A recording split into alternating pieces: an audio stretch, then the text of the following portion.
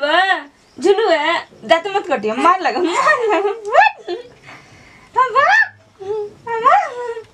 पापा तो बाबू झूला खेलबो झुलू है अरे आ तो आ दांत कटबो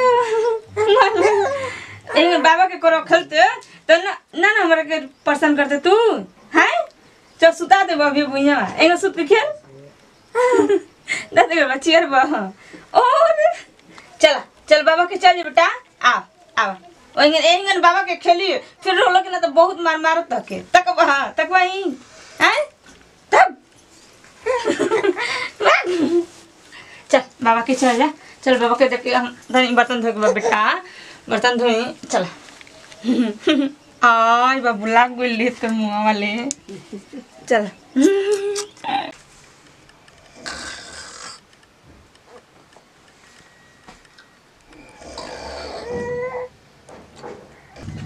चल बाबा के चल बेटा जी चल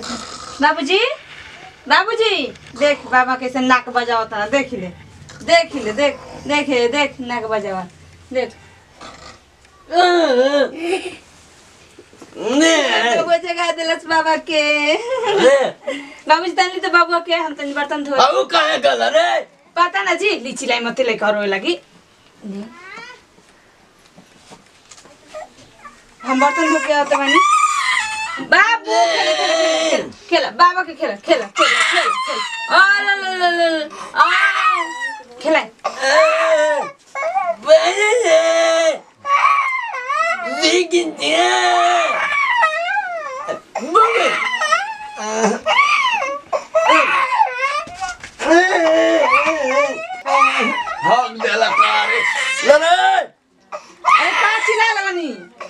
अरे बाबू रे बाबू अभी हक देलसिया लिया के दे दे तो हम आई के लोग हगाई देलू हगला त मुतला ससुर हगू देला भक देने हैं जाय करला ससुर कहिन का पंचायत में मार महकत रे एक कहिला कि दूध एकदम तनियो के झड़ा देनी हैं देखा के खाली दूध पियावत हिया मैं बस साथ हमार दवा कहिन का कैसे साफ होई हो अरे कहाँ गली रे मैं चप्पलों को हाँक देला हैं हमारी को हाँक देला हमारी के दे देता हूँ जकर लड़का होकर ना खिलावे के देता हूँ तोर हाथ में बाई आ जाए उखड़ जाए उजर जाए ए उजर अंती है हम आई का लड़का देले उ खिलावे के जे पैदा कैले ओकर अथवा गोड़ा टूट गल ना देता हूँ अखिया चोरे चल गई का हो दे दा तो मैं हग देला हो मुतला ससुरा हगू देला फच देने हैं अरे बाप हो बाप ये का होगी बाबूजी ऊपरा से तोहरे आजा बाबा आई ना हक के चल गई ना सर ना कमुना थवा तोहर गांड धोई तो ना कमुना नहीं आए ना कमुना थवा मुतला भाग दे हागू देला आवे हो माई उजार गइलु का उलट गइलु का बुझा त कि गोड़ा काटा के सर के गिरा त का हो ना लइका के हगल का सतने घिना तनी दे निया जाए के रहा था अब आई होई जा पंचायत में कैसे ना कुल हाथवा ले कुल लगा लेनी चटनी है का हाथवा ले चटनी हां ये था निया ना चाटला तू है चाटिया ले माइनु है लइकवा के मैया नहीं चाटी ले हां जाए के रहा पंचायत में मुतला या ना आगू देला हटी चिल्लातन की जे पैसा के ले ओकर के नहीं खिलावे के दे नतिया ल बड़ करवे न भई रहनी और ये आगले बाकी है तो सुबह शाम ना ए बहन हम लोटो लब लिया के मुंह वहां कनवा में आगवा ना हेलो आई पंचायत में हो जैसा फोन आइल बा कब से बोला आई बतियाला कट रे ओ जैसा पंचायत में फोन आइल बा कि बाबूजी तार का करतन कब ले आवत नहीं खन हेलो भाई माता का इनका लेट हो गल यहां लड़का नाती पोता है बता बोल हरिया काहे बता रहो तेरा बुद्धि बच को हां भैया से हरामी त आइल आई ए मत तो हमारा घर का पंचायत बटुर बा पागल हो का नाती हम दे तो पंचायत हमारे घर बटुरी अरे बाबूजी कहे के घरवा के बतिया बहरी बतिया तरफ दा हाँ कहने कि बाबूजी जा तरन तनी आधा घंटा तनी देरी बा ठीक बा ना हमार यहाँ से लाश जाई नहा नहावा के भेज मैं तो आगवा देला कुल में चल नहाई चल आय मार कत मुतला ससुरा आगो देला अरे बाबू सुना ये जाना तो बता पंचायत में जाके हवाई तरह चल जिए ना तो बना चैन से मुंह तो बता रही है रोहन बाबे लिया के लोग आगा देता हूँ जाके रहला पंचायत में आगा देता हूँ अच्छा सर पैदा कैले हो घूमा रे लिया के लाद ले हो के पंचायतिया में ले जाए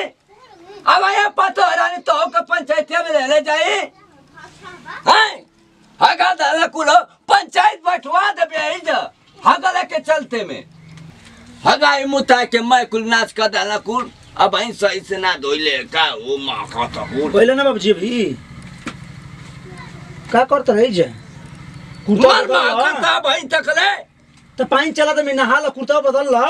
जा को फोन तीन फोन केतना में लइका से जलत नहीं बाबूजी कहि त बड़की बहिनी मांगे त दिया ही ओकरे के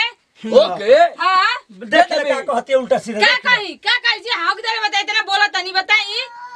कटा त नहीं गड़वा पूरा गांव के बिटर के मिथि करियन बुझाता कि जनमई हन दे दे बे बताई पा हां दे तोरे तो नहीं मां अभी हम फोन करके बुला लेतनी हम आई जी जाओ तो लेके चल जाई नाती के दे बे तो देम ना काट दे बोटी बैठ जा नाती पता के दे बे हमरे नाते बाबूजी बैठा जा काट दे मोबाइल लिया थोड़ा तू मोबाइल लियो हमार काट दे तन को लिया के हम लियाई ससुर कहिन के देवे जातो नाती पोता के का हो भाई कहां से नाती पोता वाला भइल बेन देबे बराबर लोच दला बराबर लोच दे बाबूजी बैठा जा हाथ डाला तो ओके काट के फेंकी का काट के के फेंके। बरबरा तन जी हमारे नाते का मत बोल हां नाती के मत बोल हां बाबूजी चला जाता है दूध बाबूजी दूसरा के दे अरे है निया काट दे ओकरा से हो बोटी बोटी काट दे अरे से का छरिया के दूसरा के घर दे दलू अरे चल तू हां या गरीब बकरी सब ले लो के घर दे दे अरे चल ओकरा से का लड़ ले बड़ा तू चल छोड़ होने नाते को कहते कि अपने बहनिया के दे दे बे ओकरा बोले तो होते खीसी में कह दस धर मार मार चल ना हां तरफ चल हां दिमाग डिस्टर्ब कैले तारा बुझाते नहीं बूढ़ा गेलो अभी तक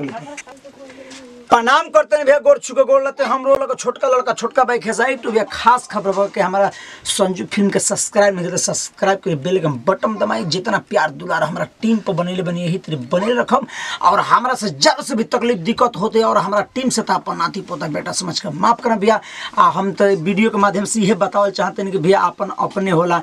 देखते बने हर बेटा और नाती पोता के दर्द का होला बाबा के जे बुढ़ापा समैया वाला तो अगर जे ओकरा गोदी में अगर एगो नाती ना रहे तो कितना कुहकेला बूढ़ा के आत्मा और कितना परेशान होला कि हमरो घरे नाती रहे खेलती तनी हम उलू करती अरे अब पारे अब सोने के कोटोरिया में दूध भात ले लेवा वो बाबा के भी लालसा होला कि हम अपन नाती के खिलाई वो माई के भी लालसा होला हमरो घर में मैंने कि अगर हम ज़्यादा कुछ बोलक तो ये से नहीं जब विदाई फिर अगले वीडियो मिल जाए जय हिंद जय भारत जय भोजपुरी समाज ऑल फैंस लव यू।